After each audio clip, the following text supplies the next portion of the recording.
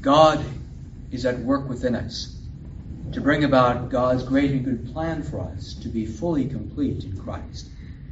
What does that mean in terms of plain English? It's good theology, but most of us really struggle with the reality. To be whole in Christ isn't just a theological concept, it is a work of life. It's how we embrace the differences, the struggles within us and between us and all around us. I'll give you an example. Have you ever found yourself praying that, Lord, help me to be more patient, help me to be more kind, or more forgiving? Well, here's a strange thing in the way that God's created us. Whenever you pray for something that appears to be truly virtuous, we unfortunately set in motion the opposite.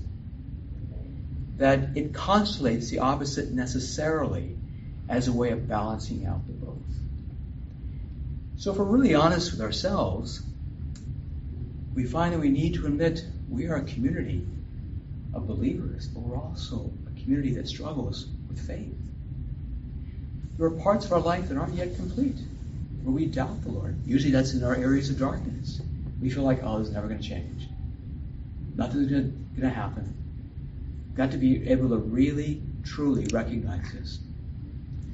My Uncle Tim was a Benedictine priest, and in my estimation, was truly a holy man.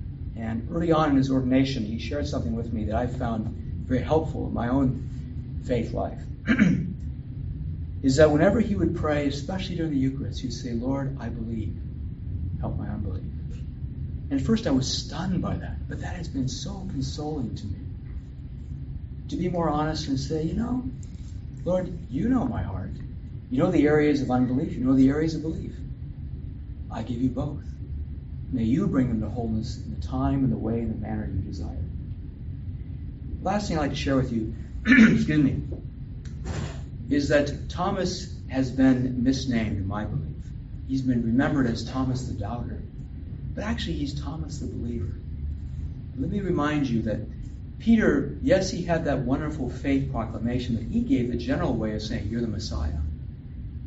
Thomas, after he came to the Lord, he saw him because he'd been given what he really wanted, didn't know, and that was peace.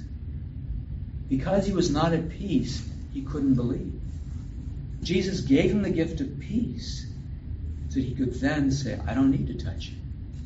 It is enough. And so it is for us.